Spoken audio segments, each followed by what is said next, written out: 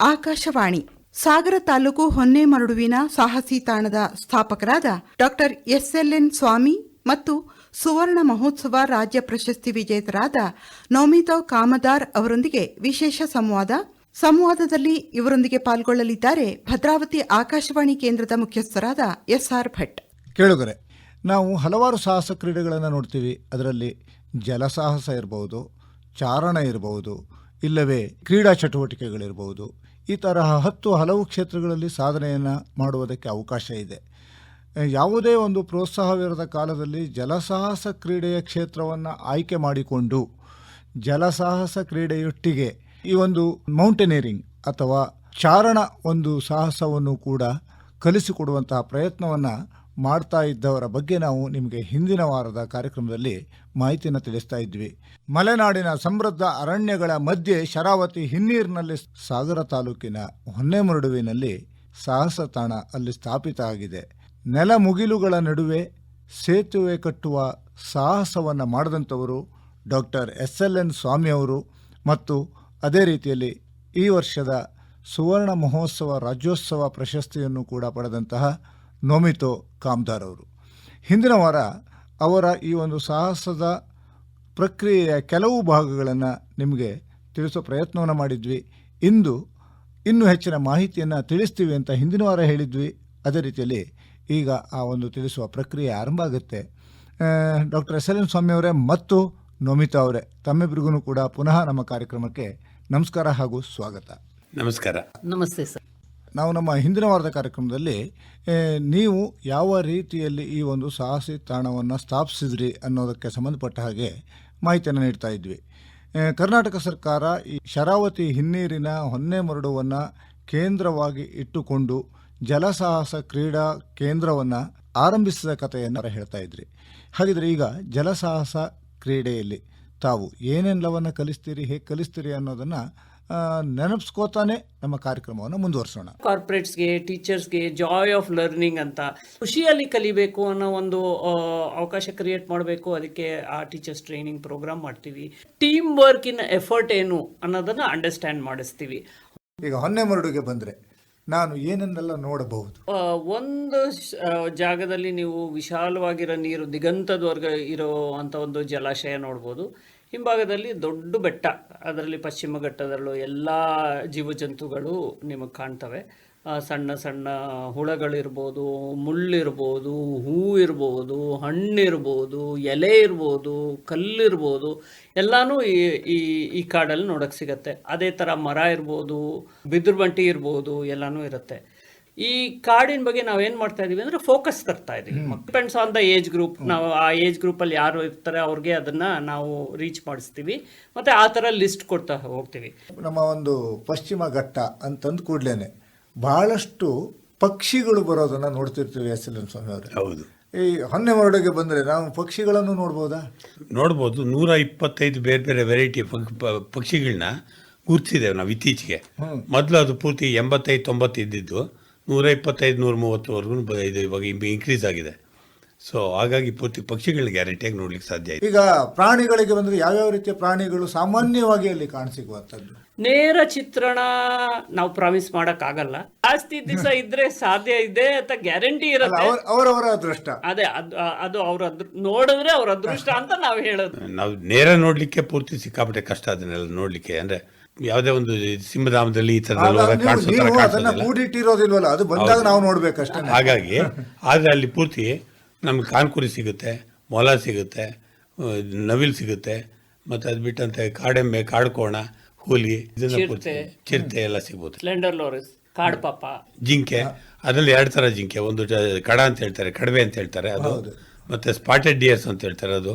ಹಂದಿಗಳು, ಕಾಡು ಹಂದಿ ಸಿಗುತ್ತೆ ತುಂಬಾ. ಒಂದು ನೀವಿಬ್ರು ಹೇಳೋದನ್ನ ಕೇಳಿದ್ರೆ ಒಂಥರ ಭಯ ಆಗುತ್ತೆ ನಮ್ಗೇನೆ, ಬಂದ್ರೆ ನಮ್ಗೇನ್ ಮಾಡ್ಬಿಡತ್ತ ಅಂತ. ಅದು ಪೂರ್ತಿ ಅದು ಹೆದರ್ಕೊಂಡು ಹೋಗ್ತಾ ಇರುತ್ತೆ, ನಾವು ಅದ್ರ ಬಗ್ಗೆ ಹೆದರ್ಸ್ಕೊಳ್ತಾ ಇರ್ತೇವೆ. ಯಾವಾಗ ಅದು ಅಟ್ಯಾಕ್ ಮಾಡುತ್ತೆ ಅಂದರೆ ಅದಕ್ಕೆ ನಾವು ಹೆದರಿಸಿ ಅದನ್ನೇನಾದ್ರು ತೊಂದರೆ ಕೊಡೋಕೆ ಹೋದಾಗ ಮಾತ್ರ ನಮ್ಮನ್ನು ಅಟ್ಯಾಕ್ ಮಾಡುತ್ತೆ. ಅದೇ ಹೆದರ್ಕೊಂಡು ಓಡೋಗುತ್ತೆ. ಯಾಕೆಂದರೆ ಮನುಷ್ಯನ ಕಂಡ್ರೆ ಎಲ್ಲದಕ್ಕೂ ವಿಚಿತ್ರವಾಗಿರುವಂಥ ಆಕಾರ ಇರೋವಂಥದ್ರಿಂದ ಅವಕ್ಕೆ ಹೆದರಿಕೆ ನಮ್ಮನ್ನ ಕಂಡ್ರೆ ಜಾಸ್ತಿ ಆಗುತ್ತೆ ಹೊರತು ನಮ್ಮನ್ನ ಕಂಡ್ರೆ ಇದಾಗೋದು ಕಡಿಮೆ. ಸ್ವಾಮಿಯವರೇ, ಮನುಷ್ಯನನ್ನು ಕಂಡ್ರೆ ಎಲ್ಲರಿಗೂ ಭಯನೇ ಇರುತ್ತೆ. ಅದರಲ್ಲೂ ಕೂಡ ನಮ್ಮನ್ನು ನೋಡಿದಂತಹ ಕಾಡು ಪ್ರಾಣಿಗಳಿಗೆ ನಾವೆಲ್ಲೋ ಅನ್ಯ ಗ್ರಹದ ಜೀವಿಗಳ ಥರ ಕಾಣಿಸ್ತಾ ಏನೋ ಅಂತ ತಮಾಷೆಗೆ ಹೇಳ್ಬೋದೇನೋ. ಹಾಗೇನೆ ನಮಿತಾ ಅವರ ತಾವು ಇದು ಒಂದು ರೀತಿಯಲ್ಲಿ ಪಾಠಶಾಲೆ ಅಂತಂದ್ರೆ, ಪಾಠಶಾಲೆ ಅಂತಂದಾಗ ಇಲ್ಲಿ ಯಾರ್ಯಾರು ಬರೋದಕ್ಕೆ ಅವಕಾಶ ಇದೆ? ಸರ್, ಯಾರಾದ್ರೂ ಬರ್ಬೋದು. 1 ವರ್ಷಕ್ಕಿಂತ ಕೆಳಗಿನ ಮಕ್ಕಳು ಬರ್ತವೆ ನಮ್ಮ ಕಾರ್ಯಕ್ರಮಕ್ಕೆ. ಆ ಪೇರೆಂಟ್ಸು, ಪೋಷಕರು ಕೇಳ್ತಾರೆ. ಪ್ರಶ್ನೆ ಕೇಳೋದೇನು ಅಂದ್ರೆ, ನಮ್ಮ ಮಕ್ಕಳು ಬಂದ್ರೆ ಅವ್ರಿಗೆ ಈ ತರ ಫೆಸಿಲಿಟಿ ಇರತ್ತಾ, ಆ ತರ ಫೆಸಿಲಿಟಿ ಇರತ್ತಾ ಅಂತ ಕೇಳ್ತಾರೆ. ಅದು ಯಾವುದು ಇರಲ್ಲ. ಆದ್ರೆ ಪೋಷಕರು ಆರಾಮಾಗಿದ್ರೆ ಮಕ್ಕಳು ಆರಾಮಾಗ್ತಾರೆ. ಪೋಷಕರಿಗೆ ಆತಂಕ ಇದ್ರೆ ಮಕ್ಕಳಿಗೆ ಆತಂಕ ಟ್ರಾನ್ಸ್ಲೇಟ್ ಆಗ್ಬಿಡತ್ತೆ, ಅವ್ರಿಗೂ ಆತಂಕ ಶುರು ಆಗ್ಬಿಡತ್ತೆ. ಅಂದ್ರೆ ಇದು ಮಣ್ಣು ಗಲೀಜು ಆಯ್ತಾ. ಸೊ ನಮ್ಮ ಸಿಟಿ ಜನದಕ್ಕೆ ಆ ಒಂದು ಭಾವನೆ ಇದೆ, ಮಣ್ಣಂದ್ರೆ ಗಲೀಜು. ಆದ್ರೆ ಕೆಸರಿಲ್ದೆ ಭತ್ತ ಬೆಳೆಯಕ್ ಆಗಲ್ಲ, ನಮಗ್ ಗೊತ್ತಿರೋದು. ಸೊ ಅದು ಬೇಕೇ ಬೇಕು, ಮಣ್ಣು, ನೀರು, ಗಲೀಜು ಎಲ್ಲ ಅದು ಬೇಕಾಗಿರೋ ಅಂತ ನಮ್ಮಲ್ಲಿ ಗಾದೆ ಕೂಡ ಇದೆ, ಕೈ ಕೆಸರಾದ್ರೆ ಮಾತ್ರ ಬಾಯಿ ಮೊಸರು ಅಂತ. ಈಗ ನಮ್ಮ ಹೊಲದಲ್ಲಿ ರೈತ ಕೆಸರು ಮಾಡಿಕೊಳ್ಳದೇನೆ ಬೆಳೆ ಬೆಳೆದ್ರೆ ಅಥವಾ ಅವನು ಬೆಳೆ ಬೆಳೆಯದೇ ಇದ್ದರೆ ನಾವು ಬದುಕ್ತಾ ಇರ್ಲಿಲ್ಲ. ಸೊ ನಾವು ಮಕ್ಕಳು, ಆ ಥರ ಮಕ್ಕಳು ಬರ್ತಾರೆ, ಮತ್ತು ಫ್ಯಾಮಿಲೀಸ್ ಬರ್ತಾರೆ ಜೊತೆಗೆ. ತುಂಬ ಮುಖ್ಯವಾಗಿ ಹೇಳೋದು ಅಂದರೆ, ನಾವು ಒಳ್ಳೆ ಸಮಯ, ನಾವು ಇಲ್ಲೇ TV ಇಲ್ಲದೆ ಬೇರೆ ಇಲ್ಲದೆ ಕ್ಯಾಂಪ್ ಫೈರ್ ಸುತ್ತಲೂ ಕೂತ್ಕೊಂಡು ನಾವು ಬೆಸ್ಟ್ ಟೈಮ್, ಕ್ವಾಲಿಟಿ ಟೈಮ್ ನಾವು ನಮ್ಮ ಫ್ಯಾಮಿಲಿ ಜೊತೆ ಕಳೆಯೋಕ್ಕೆ ಅವಕಾಶ ಸಿಕ್ತು ಅಂತ. ಮತ್ತು ಸ್ಕೂಲು ಶಾಲೆಗಳಿಂದ ಮಕ್ಕಳು ಬರ್ತಾರೆ, ಸ್ಕೂಲು ಶಾಲೆಯಿಂದ ಟೀಚರ್ಸ್ ಬರ್ತಾರೆ, ಟೀಚರ್ಸ್ ಟ್ರೈನಿಂಗ್ ಪ್ರೋಗ್ರಾಮ್ ಮಾಡ್ತೀವಿ. ಹೆಣ್ಣು ಮಕ್ಕಳು ಬರ್ತಾರೆ, ಸ್ತ್ರೀ ಸಂಘಗಳಿಂದ, ಬೇರೆ ಬೇರೆ ಸಂಸ್ಥೆಗಳಿಂದ ಹೆಣ್ಮಕ್ಳು ಮಾತ್ರ ಬರ್ತಾರೆ. ಅದು ಸಿಟಿ ಹೆಣ್ಮಕ್ಳು ಆಗಿರ್ಬೋದು ಅಥವಾ ಅರ್ಬನ್ ಅಂದರೆ ರೂರಲ್ ಹೆಣ್ಮಕ್ಳು ಆಗಿರ್ಬೋದು. ಸಿಟಿ ಹೆಣ್ಮಕ್ಳಿಗೊಂದು ತುಂಬ ಒಳ್ಳೆ ಕತೆ ಇದೆ. ಒಂದು ಸತಿ ಸಿಂಗಲ್ ಪೇರೆಂಟ್ಸ್ ಒಂದಷ್ಟು ಜನ ಬಂದಿದ್ರು, ಹೆಣ್ಮಕ್ಳು ಅವರೇ ಬಂದಿದ್ರು. ಬಟ್ ವಾಪಸ್ ಹೋಗೋ ಅಷ್ಟೊತ್ತಿಗೆ ಎಂಥ ಒಂದು ಸಂಬಂಧ ಬಿಲ್ಡ್ ಆಗಿಬಿಟ್ಟಿತ್ತು ಅಂದರೆ, ಯಾವ್ಯಾವುದೋ ಕಾರಣದಿಂದ ಸಿಂಗಲ್ ಪೇರೆಂಟ್ಸ್ ಆಗಿದ್ರು, ಅವ್ರು ಸಿಂಗಲ್ ಪೋಷಕರಾಗಿದ್ದರು, ಕೆಲವರು ಡೈವರ್ಸ್ಡ್ ಆಗಿದ್ರು, ಅಥವಾ ಕೆಲವರು ಗಂಡ ಸತ್ತೋಗಿರ್ಬೋದು. ಆ ಥರದ ಸಂದರ್ಭ ಬಂದಾಗ ಅವರೆಲ್ಲ ಪ್ರೊಫೆಷ್ನಲ್ಸು. ಅವ್ರೇನು ಶೇರ್ ಮಾಡಿಕೊಂಡ್ರು ಅಂದರೆ, ವಾಪಸ್ ಹೋಗೋ ಅಷ್ಟೊತ್ತಿಗೆ ಅವರು ಒಂದು ಸಂಬಂಧ ಬಳಸ್ಕೊಂಡು, ನಿನ್ನ ಕೆಲಸ ಇದ್ದಾಗ ನಿನ್ನ ಮಗನ ನಾನು ನೋಡ್ಕೊಳ್ತೀನಿ, ನನ್ನ ಕೆಲಸ ಇದ್ದಾಗ ನನ್ನ ಮಗನ. ಅದೆಂಥ ಒಂದು ತುಂಬ ಖುಷಿ ಕೊಡ್ತು ನಮಗೆ. ಯಾಕಂದರೆ ಒಂದು ಪ್ರೋಗ್ರೆಸಿವ್ ಅಂದರೆ ಒಂದು ವ್ಯಾಲ್ಯೂಯಬಲ್ ಸಂಬಂಧ ಬೆಳೀತು. ಆ ಥರದ್ದು ಸೊಸೈಟಿ ಹೆಣ್ಮಕ್ಳು ಬರ್ತಾರೆ. ಮತ್ತು ಕಂಪನೀಸಿಂದ ಔಟ್ಬೌಂಡ್ ಟ್ರೈನಿಂಗ್ ಪ್ರೋಗ್ರಾಮ್ಸ್ ಮಾಡ್ತೀವಿ, ಅವ್ರು ಬರ್ತಾರೆ. ಸ್ಪೆಸಿಫಿಕ್ ಪ್ರೋಗ್ರಾಮ್, ಯಾವುದೋ ಕಾರಣದಿಂದ ಈ ಟೀಮು ಕೆಲಸ ಸರಿಯಾಗಿ ಮಾಡ್ತಾ ಇಲ್ಲ, ನೀವು ಅದನ್ನು ಗುರುತಿಸಿ ಹೇಳ್ಬೋದು. ಅಂದರೆ ನಮ್ಮ ಕಾಡಲ್ಲಿ ಏನಾಗುತ್ತೆ ಅಂದರೆ, ಒಂಥರ ಫಸಾಡ್ ಇಲ್ಲದೆ ಬರೀ ನಿಜಾಂಶ ಆಚೆ ಬರುತ್ತೆ. ಸೊ ಕೆಲವು ಸಂದರ್ಭಗಳು ಅವ್ರಿಗೆ ನಾವು ಇಲ್ಲಿ ಕಾಡಲ್ಲಿ ಹೇಳೋದೊಂದು ಸಿಟಿ ಅಟ್ಮಾಸ್ಫಿಯರಲ್ಲಿ ಅಥವಾ ವರ್ಕಿಂಗ್ ಅಟ್ಮಾಸ್ಫಿಯರಲ್ಲಿ ಓಪನ್ ಆಗಿ ಹೇಳೋಕ್ಕೆ ಆಗಲ್ಲ. ಸೊ ಅಂಥ ಸಂದರ್ಭದಲ್ಲಿ ಅವ್ರಿಗೆ ಒಳ್ಳೆ ಫೀಡ್ಬ್ಯಾಕ್ ಕೊಡ್ತಾರೆ. ಅದನ್ನು ವಾಪಸ್ ತಗೊಂಡು ಹೋಗಿ ದಿನನಿತ್ಯ ಜೀವನದಲ್ಲಿ ಬಳಸ್ಕೋಬೋದು. ಮತ್ತು ನಮ್ಮ ಮುಖ್ಯವಾಗಿರೋ ಕಾರ್ಯಕ್ರಮ ಅಂದರೆ ವಿಕಲಚೇತನರು ಬರ್ತಾರೆ. ಸೊ ವಿಕಲಚೇತನರ ಮಕ್ಕಳು ಬಂದಾಗ ಅವ್ರೇನಂದರೆ, ಸುಮಾರು ಒಂದು ಬೇರೆ ಬೇರೆ ಸಂಸ್ಥೆಯಿಂದ ಒಂದು 40-50 ಜನ ಬರ್ತಾರೆ.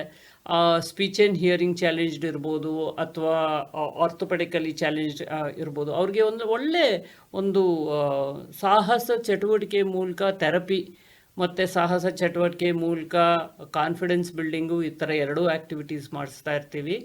ಅವ್ರು 4 ದಿವಸದ ಕಾರ್ಯಕ್ರಮಕ್ಕೆ ಬಂದರೆ 4 ದಿವಸ ಆದಮೇಲೆ ನಾವೇ ಜಾಸ್ತಿ ಕಲ್ತಿರ್ತೀವಿ ಅವರಿಂದ.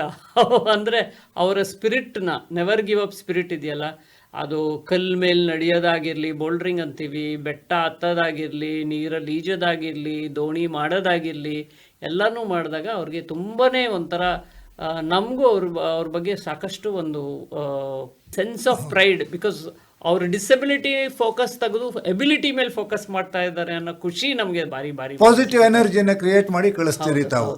ಹಾಗೇನೆ ಡಾಕ್ಟರ್ ಎಸ್.ಎಲ್.ಎನ್. ಸ್ವಾಮಿ ಅವರೇ, ಸಾಮಾನ್ಯವಾಗಿ ಹಿತ್ತಲ ಗಿಡ ಮದ್ದಲ್ಲ ಅಂತ ಹೇಳ್ಬಿಡ್ತೀವಿ ನಾವು. ಶಿವಮೊಗ್ಗದವರು, ಸಾಗರದವರು, ನಮಗೆ ಹೊನ್ನೆಮರಡು ಅಂತಂದರೆ ದೊಡ್ಡ ವಿಶೇಷತೆ ಅಂತ ಅನಿಸೋದಿಲ್ಲ, ಯಾಕೆಂದರೆ ಕಾಡಿನ ಮಧ್ಯದಲ್ಲಿ ಬದುಕ್ತಾ ಇರುವಂಥವ್ರು.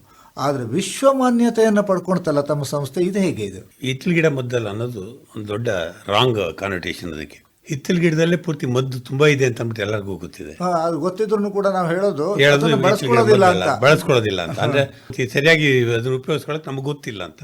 ಅಂತಾರಾಷ್ಟ್ರೀಯ ಮಟ್ಟದಲ್ಲಿ ಪೂರ್ತಿ ಇದು ಮಾಡುವಾಗ, ಯೋಚನೆ ಮಾಡಿದಾಗ, ಇಡೀ ಇದರಲ್ಲೆಲ್ಲ ಪ್ರಪಂಚದಲ್ಲೆಲ್ಲ ಬೇರೆ ಬೇರೆ ಹಂತಗಳಲ್ಲಿ ಪೂರ್ತಿ ಇದನ್ನ ಬಂದು ನೋಡಿ ಮಾಡಿ ನಮ್ಮ ಆಕ್ಟಿವಿಟಿಗಳನ್ನ ನೋಡಿ ಇದು ಮಾಡಿದಾಗ ಮತ್ತು ನಮ್ಮಲ್ಲಿ ನಾವು ಪೂರ್ತಿ ಟ್ರೈನಿಂಗ್ಗೆ ಹೋದಾಗ ನಮ್ಮಲ್ಲಿ ಒಡನಾಡಿದಂಥ ಜನ, ನಮ್ಮ ಜೊತೆಗೆ ಇದು ಪಾರ್ಟಿಸಿಪೇಟ್ ಮಾಡಿದಂಥ ಜನ, ಮತ್ತು ನಮ್ಮ ಪೂರ್ತಿ ಇದನ್ನು ಓಡಾಟದಲ್ಲಿ ಪೂರ್ತಿ ಅರ್ಥ ಮಾಡ್ಕೊಂಡಂಥ ಜನ, ಸಾಕಷ್ಟು ಜನ ಇದ್ರ ಬಗ್ಗೆ ಆಸಕ್ತಿ ಮೂಡಿಸಿದ್ರು ಪೂರ್ತಿ ಅವರೆಲ್ಲ ಪೂರ್ತಿ ಒಟ್ಟಿಗೆ ಇದು ಮಾಡಿಕೊಂಡು ಯಾಕೆ ನಾವು ಇಲ್ಲೊಂದು ಸತಿ ಹೋಗಬಾರ್ದು ಅಂತ ಸ್ವಲ್ಪ ಜನ ಬಂದರು.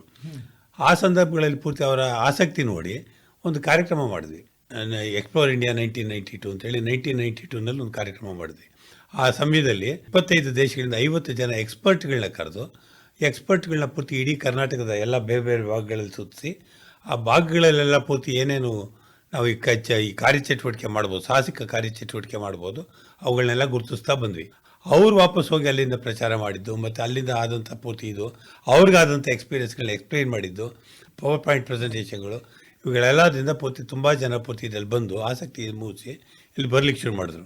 ಅದಾದ ನಂತರ ಇದು ಯೂನಿವರ್ಸಿಟಿ ರೆಕಗ್ನಿಷನ್ ಆಯಿತು, ಕನ್ನಡ ಯೂನಿವರ್ಸಿಟಿ ರೆಕಗ್ನಿಷನ್ ಆಯಿತು, ಮತ್ತು ಕರ್ನಾಟಕ ಸ್ಟೇಟ್ ಇದು ಟ್ರೈಬಲ್ ಯೂನಿವರ್ಸಿಟಿ ರೆಕಗ್ನಿಷನ್ ಆಯಿತು. 2 ಯೂನಿವರ್ಸಿಟಿ ರೆಕಗ್ನೈಸ್ ಆದಾಗ ಈ ರಿಸರ್ಚರ್ಸು ಆಸಕ್ತಿ ಇದ್ದವ್ರು ಪೂರ್ತಿ ಅವರು ಬಂದು ಇದು ಮಾಡಲಿಕ್ಕೆ ಶುರು ಮಾಡಿದ್ರು. ಅವರು ನಮಗೆ ಪೂರ್ತಿ ಈ ರಿಸೋರ್ಸ್ಗಳನ್ನ ಕೊಡ್ಲಿಕ್ಕೆ ಸಾಧ್ಯ ಆಗುತ್ತಾ, ಟ್ರೈಬಲ್ ಜೊತೆಲೆ ನಮಗೆ ಇಂಟ್ರಾಕ್ಷನ್ ಬಿಲ್ಡ್ ಮಾಡೋಕ್ಕೆ ಸಾಧ್ಯ ಆಗುತ್ತಾ, ಬಯೋಡೈವರ್ಸಿಟಿ ಬಗ್ಗೆ ಆಸಕ್ತಿ ಇರೋರು ಯಾರು ಇದ್ದರೆ ಬಯೋಡೈವರ್ಸಿಟಿ ಬಗ್ಗೆ ಯಾರು ಪೂರ್ತಿ ರಿಸೋರ್ಸ್ ಕೊಡೋಕ್ಕಾಗುತ್ತಾ, ಈ ಥರದನ್ನೆಲ್ಲ ಕೇಳಲಿಕ್ಕೆ ಶುರು ಮಾಡಿದ್ರು. ಅದರಿಂದ ಏನು ಮಾಡಿದ್ವಿ, ಪೂರ್ತಿ ಅವ್ರನ್ನೆಲ್ಲ ಒದಗಿಸಿ ಅವ್ರಿಗೆ ಬೇಕಾಗಿರೋಂಥ ಪೂರ್ತಿ ರಿಸೋರ್ಸ್ಗಳನ್ನ ಕ್ರಿಯೇಟ್ ಮಾಡಿದಾಗ ಅವ್ರ ಜೊತೆಗೆ ನಾವು ಓಡಾಡಿದಾಗ ನಮಗೂ ನಾಲೆಡ್ಜ್ ಬಂತು, ಮತ್ತು ಅದು ಇದಾಯಿತು, ಮತ್ತು ಇಡೀ ಇಂಟರ್ನ್ಯಾಷನಲ್ ಇದರಲ್ಲಿ ಅದು ಪ್ರಚಾರ ಆಗ್ತಾ ಬಂತು. ಅದರಿಂದ ನಾವು ಸಾಕಷ್ಟು ಬೆಳೆದು ಈ ಮಟ್ಟಿಗೆ ಬಂದು ನಿಂತು. ಅಂದರೆ ಒಂದು ರೀತಿಯಲ್ಲಿ ರಿಸರ್ಚ್ ಮಾಡೋರಿಗೆ ಯೂನಿವರ್ಸಿಟಿ ಟೈಪ್ನಲ್ಲೂ ತಾವು ಕೆಲಸ ಮಾಡ್ತಾ ಇದ್ದೀರಿ. ಹೌದು. ನಮ್ಮ ಮಾರಿ ಕ್ರಿಸ್ಟಿನ್ ರೀನಾಸ್ ಅಂತ ಒಂದು ಹುಡುಗಿ impact of outdoors on persons with disability ಅದರ ಮೇಲೆ ಒಂದು PhD ಮಾಡಿದೆ. ಅದು ಜರ್ಮನ್ ಯೂನಿವರ್ಸಿಟಿಯಿಂದ, ಆದರೆ ಸ್ಟಡಿ ಇಲ್ಲಾಗಿದ್ದು. ಆ ಥರದ ಸಾಕಷ್ಟು ಅವಕಾಶಗಳು ಕ್ರಿಯೇಟ್ ಮಾಡ್ತಾ ಇದ್ದೀವಿ.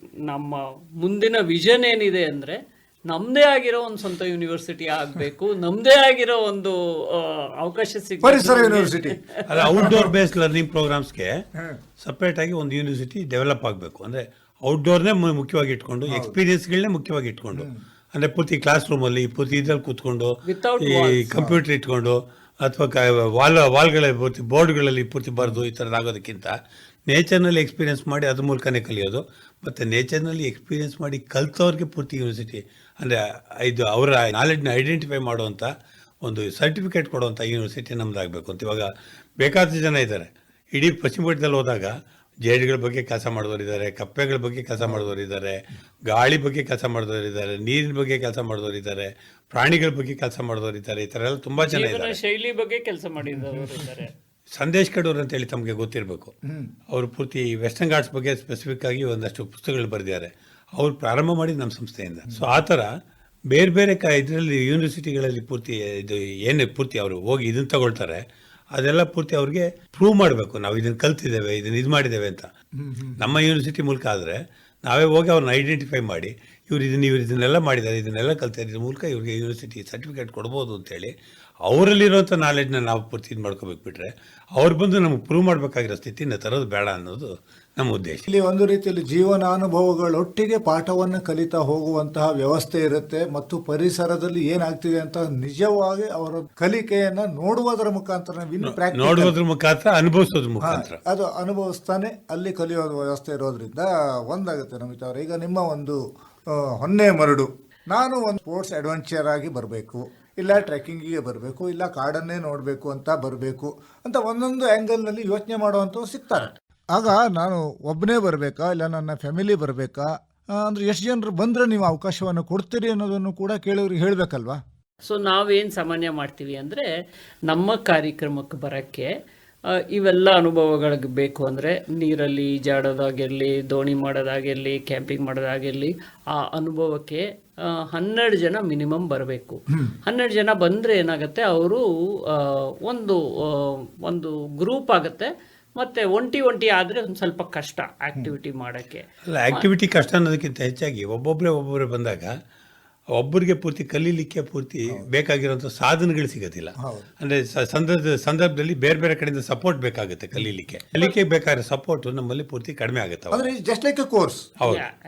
ಜಸ್ಟ್ ಫಾರ್ ಎಕ್ಸಾಂಪಲ್ ಒಂದು ಎಕ್ಸಾಂಪಲ್ ಹೇಳ್ಬೋದು ಅಂದ್ರೆ ನಾವು ದೋಣಿ ನಡ್ಸಕ್ಕೆ ಅಟ್ಲೀಸ್ಟ್ ಮಿನಿಮಮ್ 2 ಜನ ಬೇಕು. 4 ಜನ ಇದ್ರೆ ಏನಾಗುತ್ತೆ, ಶೇರ್ ಆಗುತ್ತೆ.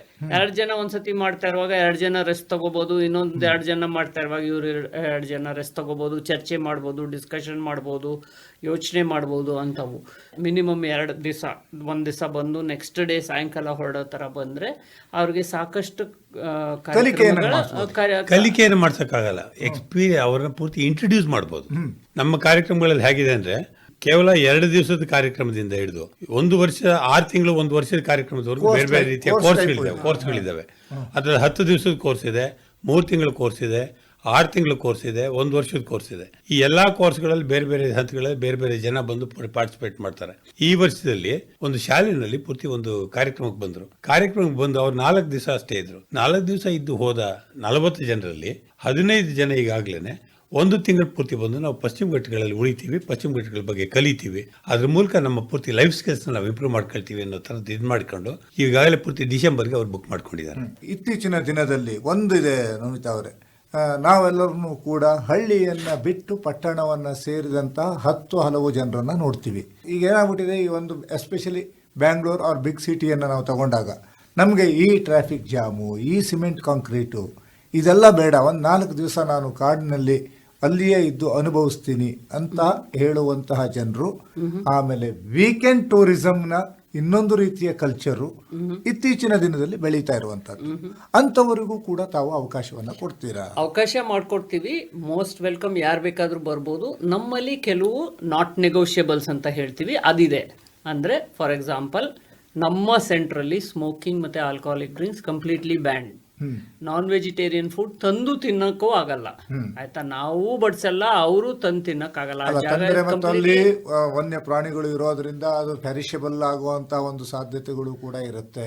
ಹೌದು, ಅದು ಮತ್ತೆ ಅದ್ರ ಜೊತೆಗೆ ಬೇರೆ ಬೇರೆ ವಿಷಯಗಳು ಬರ್ತಾ ಹೋಗ್ತವೆ. ಅದರಿಂದ ನಾವು ಆ ಸ್ಪೇಸ್ ತುಂಬಾ ಸಿಂಪಲ್ ವಿಚಾರ.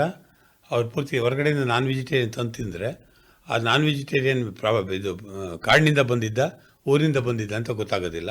ಫಾರೆಸ್ಟ್ ಡಿಪಾರ್ಟ್ಮೆಂಟ್ನ ಯಾರೇ ಜನ ಬಂದ್ರು ಅವ್ರು ತಪ್ಪಾಗಿ ತಿಳ್ಕೊಂಡು ನಮ್ಮ ಮೇಲೆ ಕೇಸ್ ಮಾಡ್ಲಿಕ್ಕೆ ಅವಕಾಶ. ಆಮೇಲೆ ಕಾಡು ಪ್ರಾಣಿಗಳನ್ನ ಬೇಟೆಯಾಡಿದ್ದಾರೆ ಅನ್ನುವಂತ ಆಪಾದನೆಗಳು ಬರೋ ಸಾಧ್ಯತೆಗಳಿದೆ. ಅವಕ್ಕೆಲ್ಲ ಪೂರ್ತಿ ಇದನ್ನ ಹಾಕಿ ಫುಲ್ ಸ್ಟಾಪ್ ಹಾಕ್ಲಿಕ್ಕೆ ಅಂತ ಹೇಳಿದ್ರು ಮಾಡಿ. ಮತ್ತೆ ಒಂದು ಮುಖ್ಯವಾಗಿರೋ ವಿಷಯ ಅಂದ್ರೆ ನಮ್ಮ ಸೆಂಟರ್ ಗಾರ್ಬೇಜ್ ಫ್ರೀ, ಅಂದ್ರೆ ಯಾವುದೇ ಕಸ ಹಾಕಂಗಿಲ್ಲ. ಸೊ ಅದರಿಂದ ತುಂಬಾನೇ ಒಂಥರ ಇಂಟ್ರೆಸ್ಟಿಂಗ್ ಉಪಯೋಗಗಳಾಗಿದೆ. ಗಾರ್ಬೇಜ್ ಫ್ರೀ ಅಂದ್ರೆ ಏನ್ ಮಾಡೋದು, ಡಸ್ಟ್ಬಿನ್ ಎಲ್ಲಿದೆ, ಡಸ್ಟ್ಬಿನ್ಗೆ ಹಾಕ್ಬೇಕಂದ್ರೆ ನಮ್ಮಲ್ಲಿ ಡಸ್ಟ್ಬಿನ್ನೇ ಇಲ್ಲ. ಸೊ ಏನ್ ಮಾಡ್ತಾರೆ ಅಂದ್ರೆ, ಆಯ್ತಪ್ಪ ನೀವು ಯಾವುದೋ ಒಂದು ಬ್ಯಾಗ್ ಬಳಸಿರ್ತಾರೋ ದೊಡ್ಡ ಬ್ಯಾಗ್, ಅದನ್ನ ಗಾರ್ಬೇಜ್ ಬ್ಯಾಗ್ ಮಾಡಿ ನೀವು ಅದ್ರೊಳಗಡೆ ಗಾರ್ಬೇಜ್ ಹಾಕಿ ಬೆಂಗಳೂರಿಂದ ತಂದಿದ್ರೆ ಬೆಂಗಳೂರಿಗೆ ತಗೊಂಡೋಗಿ ಹಾಕ್ಬಿಡ್ರಿ, ನಮ್ಮ ಕಾಡ್ಗೆ ಹಾಕ್ಬಿಡ್ರಿ. ನಮ್ಗೆ ಅದನ್ನ ವಿಲೇವಾರಿ ಮಾಡಕ್ಕೆ ನಮ್ಗೆ ಶಕ್ತಿ ಇಲ್ಲ, ನಮ್ಗೆ ರೀತಿ ಇಲ್ಲ, ಏನೂ ಇಲ್ಲ. ನಮಗೆ ಟೂರಿಸಂ ಡಿಪಾರ್ಟ್ಮೆಂಟ್ 2 ಬಿನ್ ಕೊಟ್ಟು ಕಳಿಸೋದ್ರು. ಇದು ಪೂರ್ತಿ ನೀವು ಟೂರಿಸಂ ಏರಿಯಾ, ಅಲ್ಲಿ ಪೂರ್ತಿ ಇದನ್ನಿಡಿ, ಅದನ್ನಿಟ್ಟು ಅದರಲ್ಲೆಲ್ಲ ಪೂರ್ತಿ ತಂದು ತುಂಬಲಿ, ಎಲ್ಲ ಗಾರ್ಬೇಜ್ ಎಲ್ಲ ತಂದು ತುಂಬಲಿ ಅಂತ. ಅದೇ ಅದನ್ನು ತುಂಬಿದಾಗಿದ್ಮೇಲೆ ಅದನ್ನ ಮ್ಯಾನೇಜ್ ಮಾಡಿದ್ರೆ. ಆಮೇಲೆ ಡಿಸ್ಪೋಸ್ ಮಾಡೋದು ಅಷ್ಟೇ ಕಷ್ಟ. ಅದೇ ಡಿಸ್ಪೋಸಲ್ ಯಾರು ಮಾಡ್ತಾರೆ? ತಂದು ತುಂಬಾ ಈಸಿ, ಅಲ್ಲಿ ಡಿಸ್ಪೋಸ್ ಮಾಡೋದು ಯಾರು? ಅದನ್ನು ಹೇಗೆ ಮ್ಯಾನೇಜ್ ಮಾಡೋದು ಹೇಗೆ? ಇದನ್ನೆಲ್ಲ ಯೋಚನೆ ಮಾಡಿ ಅದನ್ನು ಪೂರ್ತಿ ಪಕ್ಕಕ್ಕೆ ಎತ್ತಿಟ್ಟಿದ್ದೀವಿ. ಸೊ ಅದೇನಾಗಿದೆ ಅಂದರೆ, ಅವಾಗ ಏನಾಗುತ್ತೆ, ವಾಪಸ್ ಗಾರ್ಬೇಜ್ ಬ್ಯಾಗ್ ತಗೊಂಡು ಹೋಗ್ತಾ ಇರುವಾಗ ಅವ್ರಿಗೊಂದು ಯೋಚನೆ ಬರುತ್ತೆ, ಅಯ್ಯೋ ಅಲ್ಲಿವರೆಗೂ ಅದನ್ನು ನೋಡಿರಲ್ಲ, ಬಿಸಾಕಿದಾಗ ಗೊತ್ತಾಗಲ್ಲ ಎಲ್ಲಿದೆ ಅಂತ. ಗಾರ್ಬೇಜ್ ಬ್ಯಾಗ್ ನೋಡಿದಾಗ ಅಯ್ಯೋ ನಾನು ಇಷ್ಟು ಗಾರ್ಬೇಜ್ ನಾನು ರೆಸ್ಪಾನ್ಸಿಬಲ್, ನಾನು ಕ್ರಿಯೇಟ್ ಮಾಡಿರೋದ ಇದು ಅಂತ ಒಂದು ಭಾವನೆ ಬರುತ್ತೆ, ಒಂದು ಥಿಂಕಿಂಗ್ ಬರುತ್ತೆ. ಸೊ ಅದರಿಂದ ನಾವು ನಮ್ಮ ಆಸೆ ಏನು ಅಂದರೆ ಅವರು ಓಕೆ ಕಡಿಮೆ ಮಾಡ್ಕೊಳ್ತಾ ಹೋಗ್ತಾರೆ ಅನ್ನೋ. So completely garbage free. ಒಂದು ಗುಟ್ಕಾ ಪ್ಯಾಕೆಟ್ ಏನೂ ಸಿಕ್ಕಲ್ಲ ನಿಮಗೆ. ಸಿಕ್ಕಿದ್ರೆ ನಾವು ಎತ್ಬಿಟ್ಟು ಇದ್ರು ನಮ್ಮ ಮನೆ ಒಳಗಡೆ ತಗೊಂಡು ಹೋಗ್ತೀವಿ. ನಾವಿಬ್ರು ಗಂಡ ಹೆಂಡ್ತಿ ಒಂದೇ ಜೋಡಿ, ಕಸ ಮನೆಯಿಂದ ಆಚೆ ಹಾಕೋರು, ನಾವು ಕಸ ತಗೊಂಡೋಗಿ ಮನೆ ಒಳಗಡೆ ಇಡ್ತೀವಿ ಅಂತ ಜನ ನಾವು. ಸೊ ಇದನ್ನ ಫಾಲೋ ಮಾಡೋರು ಮೋಸ್ಟ್ ವೆಲ್ಕಮ್. ಒಂದು ಫಾರ್ಮ್ ಸೈನ್ ಮಾಡಬೇಕಾಗತ್ತೆ. ಆ ಫಾರ್ಮ್ ಅಲ್ಲಿ ಒಂದು ಐ ವಿಲ್ ಅಬ್ಸ್ಟೇನ್ ಫ್ರಾಮ್ ಅಂತ, ಅಂದ್ರೆ ಇದರಲ್ಲಿ ಭಾಗವಹಿಸಲ್ಲ, ಇದರಲ್ಲಿ ಸ್ಮೋಕಿಂಗ್ ಎಕ್ಸೆಪ್ಟ್ ಮಾಡ್ತಾರೆ ಅಂತ ಒಂದು ಅಪ್ಲಿಕೇಶನ್ ಫಾರ್ಮ್ ಸೈನ್ ಮಾಡಬೇಕಾಗತ್ತೆ. ಆ ಸೈನ್ ಮಾಡೋರು ಯಾರೇ ಆದ್ರೂ ಮೋಸ್ಟ್ ವೆಲ್ಕಮ್. ನಮ್ಮ ಅನುಭವದಲ್ಲಿ ಸಣ್ಣ ಮಕ್ಕಳು ವೈಟ್ ಪೇಪರ್ ತರ ಇರ್ತಾರೆ, ಅವ್ರಿಗೆ ಆರಾಮಾಗಿ ನಾವು ಹೇಳ್ಬೋದು. ದೊಡ್ಡವ್ರಿಗೆ ಒಂದು ಸ್ವಲ್ಪ ಕಷ್ಟ. ಆಮೇಲೆ ಎಷ್ಟು ವಯಸ್ಸಿನಿಂದ ಎಷ್ಟು ವಯಸ್ಸಿನವರು ಅಂತ ಆರಂಭದಲ್ಲಿ ಹೇಳ್ತಾ ಇದ್ರು. ಹಾಗಿದ್ರೆ 1 ವರ್ಷದಿಂದ 80 ವರ್ಷ 80 ವರ್ಷವರೆಗಿನವರಿಗೆ ಬರಬಹುದು. 80ಕ್ಕಿಂತ ಜಾಸ್ತಿನೂ ಬಂದಿದ್ದಾರೆ. 80 ಲಿಮಿಟೇಷನ್ ಅಲ್ಲ, 80 ವರ್ಷದವರೆಗೂ ಬಂದಿದ್ದಾರೆ ಅಂತ ಅಷ್ಟೇ. ನಾನು ಒಂದು ಸ್ಟೋರಿ ಹೇಳಕ್ಕೆ ಇಷ್ಟಪಡ್ತೀನಿ. CNN ರಾಜು ಅಂತ ನಮ್ಮ ಯೂತ್ ಹಾಸ್ಟೆಲ್ಸಲ್ಲಿ ಮೆಂಟರ್ ಇದ್ದಾರೆ, 86 ಇಯರ್ ಓಲ್ಡ್. ನಮ್ಮ ನೀರ್ ಮೇಲೆ ಅವರು 4 ದಿವಸದ ಕಾರ್ಯಕ್ರಮಕ್ಕೆ ಬಂದಿದ್ದಾರೆ. ನೀರ್ ಮೇಲೆ 86 ಇಯರ್ ಓಲ್ಡ್ ಅಂದರೆ ನಾವೇ ಒಂದು ಸ್ವಲ್ಪ, ಇವರು ಸ್ವಾಮಿ ಅವ್ರಿಗೆ ಮೆಂಟ್ರು, ಸೊ ನಾವೇನು ಅಂದ್ಕೊಂಡ್ವಿ, ಅವರು ನಾನು ಕರಿತೀನಿ, ಅವರು ಬರ್ತಾರೆ ಅಂದರೆ ನಾನು ಬನ್ನಿ ಕರೀರಿ ಅಂದ್ಬಿಟ್ಟೆ. ಅವರು ಅಂದಾಗ ನಂಗೆ ಭಯ ಆಗೋಯ್ತು. ಯಾಕೆಂದರೆ ಅವ್ರಿಗೇನು ಫೆಸಿಲಿಟೀಸ್ ಬೇಕೋ, ಬೇರೆ ಥರ ಬೇಕೋ, ಒಂದೇ ಒಂದು ಎಕ್ಸ್ಟ್ರಾ ಏನು ಕೇಳಿಲ್ಲ ಸರ್. ಅವರು 4 ದಿವಸ ನಮ್ಮ ಜೊತೆಗೆ ನಾವು ಮಾಡಿದ ಊಟ, ನಾವು ಮಲಗಿರೋ ಜಾಗದಲ್ಲಿ, ನಾವು ಮಲಗಿರೋ ಟೆಂಟ್ಗಳಲ್ಲೇ ಮಲ್ಕೊಂಡು ಆರಾಮಾಗಿ ಒಂದು ಕಾರ್ಯಕ್ರಮ ಮುಗಿಸಿದ್ರು. ಹ್ಯಾಟ್ಸ್ ಆಫ್ ಅವ್ರಿಗೆ, ತುಂಬ ಚೆನ್ನಾಗಿ ಮಾಡಿದ್ರು ಅವರು. ಆ ಥರ ಅಂದರೆ ಅವ್ರು 86 ಇಯರ್ ಓಲ್ಡ್ ಅಲ್ಲ, 86 ಇಯರ್ ಯಂಗ್ ಪರ್ಸನ್ನು. ಅಂಥ ಜನ ಮೋಸ್ಟ್ ವೆಲ್ಕಮ್. ಅದು ಆ ವಯಸ್ಸಿನ ನಿರ್ಬಂಧ ಇಲ್ಲ, ಆಸಕ್ತಿ ಬಹಳ ಮುಖ್ಯ ಅನ್ನೋದನ್ನು ಹೇಳ್ತಾ ಇದ್ದೀರಿ. ಹಾಗೆ ತಮ್ಮಲ್ಲಿ ಬಂದಂಥ ಸಮಯದಲ್ಲಿ ಈಗ ನಮಿತಾ ಅವ್ರು ಮಾತನಾಡ್ತಾ ಇರಬೇಕಿದ್ರೆ ತಮ್ಮ ಕಂಡೀಷನ್ಗೆ ಒಪ್ಕೋಬೇಕು, ನಾನ್ ವೆಜ್ಗಳು ಪ್ರೊವಿಷನ್ ಅಂತೆಲ್ಲ ಹೇಳ್ತಿದ್ರು. ಹಾಗೆ ತಾವು ಏನು ಊಟ ಕೊಡ್ತೀರಿ? ಪ್ಯೂರ್ ವೆಜಿಟೇರಿಯನ್ ಊಟ ಕೊಡ್ತೇವೆ. ನಮ್ಮಲ್ಲಿ ಅಡುಗೆ ಮನೆ ಇದೆ, ಅಡುಗೆ ಮನೇಲಿ ಬೇಕಾದಂಥ ವ್ಯವಸ್ಥೆಗಳು ಮಾಡ್ತೇವೆ, ಅಡುಗೆ ಮಾಡಿ ಊಟ ತಲುಪಿಸ್ತೇವೆ. ಅಡುಗೆ ಮಾಡೋದು ಯಾಕೆ ಅಂದರೆ ಅಕಸ್ಮಾತ್ ಪೂರ್ತಿ ಅವ್ರಿಗೆ ಅಡುಗೆ ಮಾಡೋಕ್ಕೆ ಬಿಟ್ಟರೆ ಪೂರ್ತಿ ಅವ್ರಿಗೆ ರುಚಿಕಟ್ಟಾಗಿರೋ ಅಡುಗೆ ಮಾಡೋಕ್ಕಾಗ್ದಿರ ಅದರಿಂದ ತೊಂದರೆ ಆಗೋದು ಬೇಡ ಅನ್ನೋ ಕಾರಣಕ್ಕಾಗಿ, ಅಥವಾ ಅದರಿಂದ ಬೇರೆ ರೀತಿಯ ಹೆಲ್ತ್ ಆಗಬಾರ್ದು ಅಂತೇಳಿ ಅಡುಗೆ ನಾವೇ ಮಾಡಿಸಿ ಅದನ್ನು ಪ್ರೊವೈಡ್ ಮಾಡ್ತೇವೆ. ಸಿಂಪಲ್ ಆಗಿರೋ ಊಟ ಸರ್, ಅನ್ನ ಸಾರು ಪಲ್ಯ ಮೊಸರು ಮಜ್ಜಿಗೆ, ಬೇಸಿಕ್ ಆಗಿ ಬದುಕಲಿಕ್ಕೆ ಬೇಕಾಗಿರೋಷ್ಟು ಊಟನ ನಾವು ಕೊಡ್ತೇವೆ. ಅದು ಎಷ್ಟು ಬೇಕಾದ್ರೂ ತಿನ್ಬೋದು, ಅದಕ್ಕೆ ತೊಂದರೆ ಇಲ್ಲ. ಇತ್ತೀಚಿನ ದಿವಸಗಳಲ್ಲಿ IT ಫೀಲ್ಡಲ್ಲಿರೋ ತುಂಬ ಜನ ಆ ಊಟ ಮಾಡ್ಲಿಕ್ಕಾಗೆ ನಮ್ಮಲ್ಲಿಗೆ ಬರ್ತಾರೆ. ಹೌದು, ಎಕೋ ಟೂರಿಸಂನ ಒಂದು ಭಾಗ ಈ ಒಂದು ಆಹಾರ ಖಾದ್ಯಗಳದ್ದು ಆಗ್ಬಿಟ್ಟಿದೆ ಸ್ವಾಮಿ ಅವರೇ. ಒಂದು ಈಗ ನೀವು ಊಟ ಅಂತಂದ್ರಿ, ಬ್ರೇಕ್ಫಾಸ್ಟ್ ಇರುತ್ತಾ? ಹ್ಞೂ ಸರ್, ಬ್ರೇಕ್ಫಾಸ್ಟ್, ಲಂಚ್, ಟೀ ಮತ್ತು ಸ್ಮಾಲ್ ಸ್ನ್ಯಾಕ್ ಇರುತ್ತೆ, ಡಿನ್ನರ್ ಇರುತ್ತೆ. ಸೊ ಇಷ್ಟು ಡಿನ್ನರ್ ಅಂದರೆ ಚಪಾತಿ, ಕಾಳು ಪಲ್ಯ, ಅನ್ನ. ನಾವು ಯೋಚನೆ ಮಾಡ್ತೀವಿ ಈ ಆ್ಯಕ್ಟಿವಿಟಿ ಮಾಡೋಕ್ಕೆ ಒಂದು ಸ್ವಲ್ಪ ಶಕ್ತಿ ಬೇಕು. ಶಕ್ತಿ ಇರಲಿಲ್ಲ ಅಂದರೆ ಮಾಡೋಕ್ಕೆ ಕಷ್ಟ ಇರುತ್ತೆ. ಸೊ ಅದನ್ನು ನ್ಯೂಟ್ರಿಷನಲ್ ಆಗಿ ನಾವು ಪ್ಲ್ಯಾನ್ ಮಾಡಿ, ನ್ಯೂಟ್ರಿಷನಲ್ಸ್ ಜೊತೆಗೆ ನಾವು ಡಿಸ್ಕಸ್ ಮಾಡಿ ಪ್ಲ್ಯಾನ್ ಮಾಡಿ ಅಂಥ ಅಡುಗೆಗಳು ಮಾಡ್ತೀವಿ. ತುಂಬ ಜನ ಬಂದವರು ಕೇಳ್ತಾರೆ, ಪಿಜ್ಜಾ ಸಿಗುತ್ತಾ, ಬರ್ಗರ್ ಸಿಗುತ್ತಾ, ಈ ಥರ ಎಲ್ಲ. ಅವಾಗ ಹೇಳ್ತೀವಿ, ನೀವು ತಿನ್ನೋಕೆ ಬರ್ತಾ ಇರೋ ತಾನೆ, ಹೋಟೆಲ್ ಇದೆ, ಹೋಟೆಲ್ಗೆ ಹೋಗಿ. ಕುಡಿಲಿಕ್ಕೆ ಬರ್ತಾರೆ ಪೂರ್ತಿ, ಆಲ್ಕೋಹಾಲ್ ಸಿಗುತ್ತಾ, ಒಂದೇ ಒಂದು ಡ್ರಿಂಕ್ ತಗೊಳ್ತೀವಿ ಅಂತ ಹೊರಗಡೆ ಪೂರ್ತಿ ಬಾರ್ಗಳಿಗೆ ಹೋಗಿ. ಇಲ್ಲಿಗೆ ಬರಬೇಡಿ, ಬರೋರು ಎಕ್ಸ್ಪೀರಿಯನ್ಸ್ಗಾಗೆ ಬರಬೇಕು, ಊಟಕ್ಕಾಗಿ ಬರೋದು. ಹಾಗೇನೆ ಇಲ್ಲಿ ತಮ್ಮದು ಒಂದು ಬೋಟಿಂಗ್ ಇದೆ. ಆ ಬೋಟಿಂಗ್ ಎಷ್ಟು ದೂರದವರೆಗೆ ಬೋಟಿಂಗಿಗೆ ಅವಕಾಶವನ್ನು ಕೊಡ್ತೀರಿ? ದೂರ ಅಂದರೆ ಪೂರ್ತಿ ಅವರು ಎಷ್ಟು ದಿವಸ ಬರ್ತಾರೆ ಅನ್ನೋದ್ರ ಮೇಲೆ ಡಿಪೆಂಡ್ ಆಗ್ತಾ ಹೋಗುತ್ತೆ. ಇವತ್ತು 2 ದಿವಸದ ನಿಮ್ಮ ಕ್ಯಾಂಪ್ಗೆ ಒಬ್ಬರು ಬರ್ತಾರೆ ಅಂತ ಇಟ್ಕೊಳ್ಳೋಣ, ಅವರಿಗೆ ಬೋಟಿಂಗ್ ಎಕ್ಸ್ಪೀರಿಯನ್ಸ್ ಮಾಡಿಸ್ತೀರಲ್ವಾ? ಹೌದು, ಎಕ್ಸ್ಪೀರಿಯನ್ಸ್ ಮಾಡಿಸ್ತೇವೆ. ನಾವು ಪೂರ್ತಿ ಯಾವುದನ್ನೇ ಆಗಲಿ ನಾವು ಸ್ವತಃ ಮಾಡೋದಿಲ್ಲ, ಅವರಾಗೆ ಪೂರ್ತಿ ಅವ್ರನ್ನ ಮಾಡೋದಕ್ಕೆ ಅವಕಾಶ ಕೊಡ್ತೇವೆ, ಅದನ್ನು ಗೈಡ್ ಮಾಡ್ತೇವೆ ನಾವು. ಆ ಗೈಡ್ ಮಾಡೋದ್ರ ಮೂಲಕ ಅವ್ರಿಗೆ ಪೂರ್ತಿ ಆ ಬೋಟಿಂಗ್ ಮಾಡೋದನ್ನು ಹೇಳ್ಕೊಡ್ತೇವೆ. ಹೇಳಿದ್ದಾಗಿದ್ಮೇಲೆ ಅವ್ರು ಎಷ್ಟು ದೂರ ಮಾಡ್ಲಿಕ್ಕಾಗುತ್ತೋ ಅಷ್ಟು ಮಾಡ್ಬೋದು. ಆದರೆ ಸಮಯಾದ ಸಂದರ್ಭದಲ್ಲಿ ಪೂರ್ತಿ ಎಷ್ಟು ಮಾಡ್ಲಿಕ್ಕಾಗುತ್ತೆ ಅಷ್ಟು ಮಾಡ್ತಾರೆ. ನಮ್ಮದು ಮ್ಯಾಕ್ಸಿಮಮ್ ಡಿಸ್ಟೆನ್ಸ್ ಇರೋದು ಏನಂದರೆ 65 ಕಿಲೋಮೀಟ್ರ್. ಹೊನ್ನೇಮರಡಿನಿಂದ ಹೊಸನಗರದವರೆಗೂ ಹುಟ್ಟಾಕೊಂಡು ತೆಪ್ಪುಗಳಲ್ಲಿ 4 ದಿವಸ ಕಾರ್ಯಕ್ರಮ ಮಾಡ್ತೇವೆ. ಅದರಲ್ಲಿ 3 ದಿವಸ ತೆಪ್ಪುಗಳಲ್ಲಿರ್ತಾರೆ, 1 ದಿವಸ ಟ್ರೈನಿಂಗಲ್ಲಿರ್ತಾರೆ. ಅದು ಒಂದು ಕಾರ್ಯಕ್ರಮ. ಅದೇ 2ನೇ ದಿವಸದ ಕಾರ್ಯಕ್ರಮದಲ್ಲಿ ಬೆಳಗ್ಗೆ ಬಂದಿದ ತಕ್ಷಣ ಅವ್ರಿಗೆ ಪೂರ್ತಿ ಲೈಫ್ ಜಾಕೆಟ್ನಲ್ಲಿ ಪೂರ್ತಿ ಇದು ಮಾಡಿ ಎಕ್ಸ್ಪೀರಿಯನ್ಸ್ ಕೊಡ್ತೇವೆ. ಲೈಫ್ ಜಾಕೆಟ್ ಅವ್ರಿಗೆ ಏನು ಮಾಡುತ್ತೆ ಅಂದರೆ ಯಾವ ರೀತಿಯ ಪೂರ್ತಿ ಧೈರ್ಯ ಕೊಡುತ್ತೆ ಅವ್ರಿಗೆ ಅನ್ನೋದಂದರೆ ತೇಲಿಸುತ್ತೆ ಅನ್ನೋದನ್ನು ತೋರಿಸಿ ಇದು ಮಾಡ್ತೇವೆ. ಅದಾದ ನಂತರ ಪೂರ್ತಿ ಹುಟ್ಟಾಕೋದು ಹೇಳ್ಕೊಟ್ಟು ಪೂರ್ತಿ ತೆಪ್ಪುಗಳಲ್ಲಿ ತಿರುಗಿಸ್ತೇವೆ. ತಿರುಗಿಸಿದಾಗಿದ್ಮೇಲೆ ಅವರೇ ಪೂರ್ತಿ ಎಲ್ಲ ಯಾವಾಗ ತಿರುಗ್ತಾರೆ ಅವ್ರಿಗೆ ಧೈರ್ಯ ಬರುತ್ತೆ. ಅವತ್ತು ಸಂಜೆಗೆ ಅವರು ಪೂರ್ತಿ ಹುಟ್ಟಾಕೊಂಡು ಪೂರ್ತಿ ಹತ್ತಿರದಲ್ಲಿರೋಂಥ ನಡುಗಡ್ಡೆಗೆ ಹೋಗ್ತಾರೆ. ನಡುಗಡ್ಡೆಯಲ್ಲಿ ಹೋಗಿ ಅಲ್ಲಿ ಕ್ಯಾಂಪ್ ಫೈರ್ ಮಾಡಿ ಅಲ್ಲಿಂದ ಇದು ಮಾಡ್ಕೊಂಡು ಬೆಳಗ್ಗೆ ಎದ್ದು ಬರ್ತಾರೆ. ಬಂದಿದ್ದಾದ್ಮೇಲೆ ಪೂರ್ತಿ ಬೇರೆ ಬೇರೆ ಕಾರ್ಯಕ್ರಮ. ಹೌದು, ಟೆಂಟ್ಗಳು ಹಾಕ್ಬೇಕಾಗತ್ತೆ, ಕ್ಯಾಂಪ್ ಫೈರ್ ಇರುತ್ತೆ, ಕ್ಯಾಂಪಿಂಗ್ ಆಗುತ್ತೆ, ಕ್ಯಾಂಪ್ ಫೈರ್ ಇರುತ್ತೆ, ಇದೆಲ್ಲ ಇದ್ದೇ ಇರುತ್ತೆ. ಅದು 12 ಜನರ ತಂಡ ಬಂದರೆ ಓಕೆ. ಸಪೋಸ್ ಒಂದು ಫ್ಯಾಮಿಲಿ ಬರುತ್ತೆ ಅಂತ ಇಟ್ಕೊಳ್ಳೋಣ, ಫ್ಯಾಮಿಲಿ ಬಂದಂಥ ಸಮಯದಲ್ಲಿ ಅಂಥವ್ರಿಗೂ ಅವಕಾಶವನ್ನು ಕೊಡ್ತೀರಾ?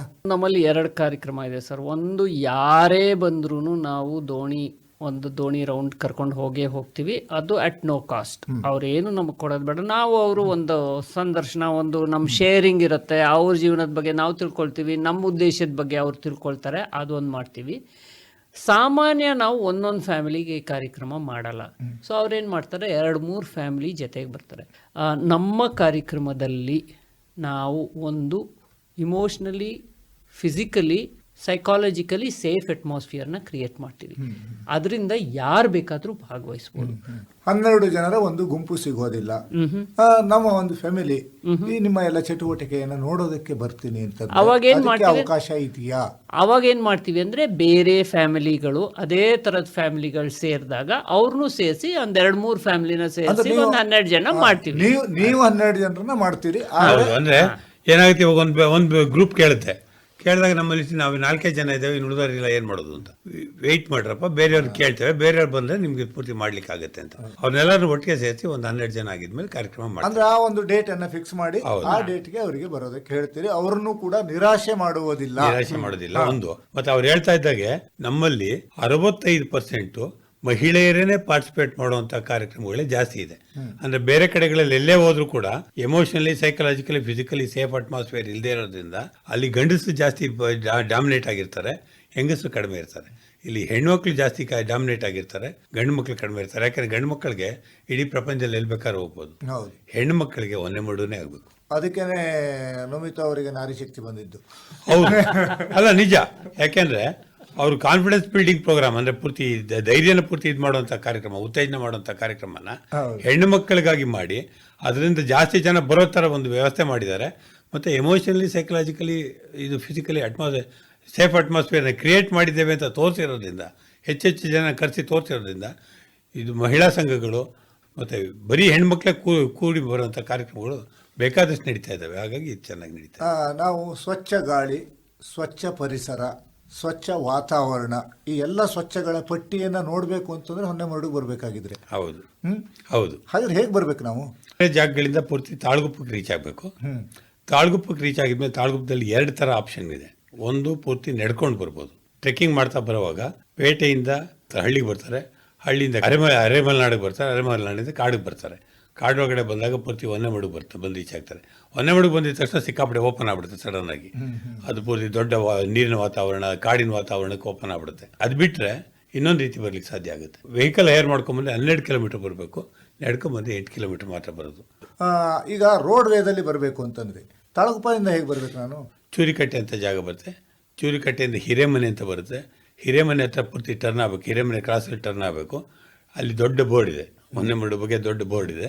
ಅಲ್ಲಿಂದ ಒಳಗಡೆ ತಿರುಗಿದಾಗಿದ ತಕ್ಷಣ ಪೂರ್ತಿ ಅಲ್ಲಿ ಎಲ್ಲೆಲ್ಲಿ ಜಂಕ್ಷನ್ಗಳು ಬರುತ್ತೆ, 3-4 ರೋಡ್ಗಳು ಜಂಕ್ಷನ್ ಬರುತ್ತೆ. ಎಲ್ಲ ಕಡೆಗಳಲ್ಲಿ ಲೆಫ್ಟ್ ತಗೊಂಡ್ತಾ ಹೋದ್ರೆ ಆಯ್ತು, ಸೀದಾ ಹೊನ್ನೆಮರಡು ಬರ್ತೀರಿ. ಹೊನ್ನೆಮರಡು ಹತ್ತ ಬಂದಿದ ತಕ್ಷಣ ನಾವೇ ತಡೆದು ನಿಲ್ಲಿಸ್ತೀವಿ ಅವ್ರನ್ನ. ನಾವೇ ಅಡ್ಡ ಹಾಕಿ ನಿಲ್ಲಿಸಿ ಪೂರ್ತಿ ಅವ್ರನ್ನ ಎಲ್ಲಿಗೆ ಹೋಗ್ತೀರಿ ಅಂತ ಕೇಳಿ, ಅವರೇನೋ ಬರೀ ಕೇವಲ ವಿಸಿಟಿಗೆ ಮಾತ್ರ ಬಂದಿದ್ರೆ, ಅಂದರೆ ನೋಡ್ಲಿಕ್ಕೆ ಮಾತ್ರ ಬಂದಿದ್ರೆ ಒಂದು ದೋಣಿ ತಿರುಗಿಸಿ ಕಳಿಸ್ತೇವೆ. ಅಥವಾ ಆ್ಯಕ್ಟಿವಿಟಿಗೆ ಬಂದಿದ್ರೆ ಕರೆದು ಅವ್ರಿಗೆ ಬೇಕಾಗಿರೋ ಡೈರೆಕ್ಷನ್ ಕೊಟ್ಟು ಅವ್ರಿಗೆ ವ್ಯವಸ್ಥಿತವಾಗಿ ಇದು ಮಾಡ್ತೇವೆ. ಅಂದರೆ ನಮ್ಮದು ಈ 2 ದಿವಸದ್ದು ಇರ್ಬೋದು, 4 ದಿವಸದ್ದು ಇರ್ಬೋದು, 1 ತಿಂಗಳದ್ದು ಇರ್ಬೋದು. ನಾನು ರಿಜಿಸ್ಟರ್ ಮಾಡ್ಕೋಬೇಕು ಅಂತ ನಮಿತಾ ಅವರು ಹೇಳ್ತಾ ಇದ್ರಿ. ಹೌದು ಸರ್. ಅದಕ್ಕೆ ಯಾರನ್ನು ಕಾಂಟ್ಯಾಕ್ಟ್ ಮಾಡಬೇಕು? ನಂಬರ್ ಇದೆ. ನಂಬರ್ಗೆ ನೀವು ಫೋನ್ ಮಾಡಿ ಯಾವ ಕಾರ್ಯಕ್ರಮ ಯಾವಾಗ ನಡೀತಾ ಇದೆ ಅಂತ ಹೇಳಿದ್ರೆ ಆ ಕಾರ್ಯಕ್ರಮಕ್ಕೆ ನೀವು ಅವಾಗ ಸೈನ್ ಅಪ್ ಮಾಡ್ಕೋಬಹುದು. ಸೈನ್ ಅಪ್ ಮಾಡಿದ ಮೇಲೆ ನಾವು ಎರಡು ಬ್ಯಾಚ್ ಮ್ಯಾಕ್ಸಿಮಮ್, ಅದಕ್ಕಿಂತ ಜಾಸ್ತಿ ನಾವು ಮಾಡಲ್ಲ. ಯಾಕಂದ್ರೆ ನಾವು ನೇಚರ್ ಮೇಲೆ ಇಂಪ್ಯಾಕ್ಟ್ ಏನಾಗುತ್ತೆ ಅನ್ನೋದ್ರ ಬಗ್ಗೆ ತುಂಬಾ ಕಾನ್ಶಿಯಸ್ ಆಗಿದ್ದೀವಿ. ಒಂದು ಕಾಡಿಗೆ ಕ್ಯಾರಿಂಗ್ ಕೆಪಾಸಿಟಿ ಇದೆ. ಆ ಕ್ಯಾರಿಂಗ್ ಕೆಪಾಸಿಟಿಗಿಂತ ಜಾಸ್ತಿ ಮಾಡಿದಾಗ ಕಾಡನ್ನ ಹಾಳು ಮಾಡ್ತಾ ಇರ್ತೇವೆ. ಯಾಕೆಂದ್ರೆ ತುಳಿದು ಇದು ಮಾಡಿ ಅದರ ಇಂಪ್ಯಾಕ್ಟ್ ಅದ್ರ ಮೇಲೆ ಆಗ್ತಾ ಇರುತ್ತೆ. ಅದೇ ಪೂರ್ತಿ ಆ ಕ್ಯಾರಿಂಗ್ ಕೆಪಾಸಿಟಿಗಿಂತ ಕಡಿಮೆ ಆದರೆ ಪೂರ್ತಿ ಜಾಸ್ತಿ ಕಾಡು ಬೆಳೀತಾ ಹೋಗುತ್ತೆ. ಒಂದೊಂದ್ಸತಿ ಶಾಲೆಗಳಿಂದ 35 ಜನ ಬರ್ಬೋದು, ಅವಾಗಿಲ್ಲ ಅನ್ನಲ್ಲ ನಾವು, ಯಾಕಂದ್ರೆ ಟೀಚರ್ಸ್ ಎಲ್ಲ ಬರ್ಬೇಕಲ್ಲ. ಹೌದು. ಫೋನ್ ಮಾಡ್ಬೋದು ಅಂತ ಅಂದ್ಬಿಟ್ರಿ. ಯಾವ ಫೋನ್ ನಂಬರ್ ಮಾಡ್ಬೋದು? ಫೋನ್ ನಂಬರ್ ಹೇಳ್ತೀನಿ, 944 84 855 ಇಲ್ಲಿ ಫೋನ್ ಮಾಡಿ ನನಗೆ ಬರುವುದಕ್ಕೆ ಆಸಕ್ತಿ ಅಥವಾ ನಮ್ಮ ಟೀಮಿಗೆ ಬರೋದಕ್ಕೆ ಆಸಕ್ತಿ ಇದೆ ಅಂತ ಅವರು ಕಾಲ್ ಮಾಡಬಹುದು. ಅದನ್ನ ಬಿಟ್ಟು ಮತ್ತೆ ಬೇರೆ ಯಾವುದೇ ಮಾರ್ಗ ಇಲ್ಲ. ಏನ್ ಗೊತ್ತಾ, ನಮ್ದು ಕಮರ್ಷಿಯಲ್ ಫೋಕಸ್ ಅಲ್ವೇ ಅಲ್ಲ. ಇಷ್ಟೆಲ್ಲ ಹೇಳಿದ ಮೇಲೆ ಸಾಮಾನ್ಯವಾಗಿ ಮಾತಾಡ್ಬಿಡ್ತಾರೆ, ನಮ್ ಬ್ಯಾಚ್ ಬರುತ್ತೆ ಅಂತಂದ್ರೆ ಫೀಸ್ ಎಷ್ಟು ಇಟ್ಬಿಟ್ಟಿದ್ದೀರಿ ಅಂತ ಕೇಳ್ತಾರೆ.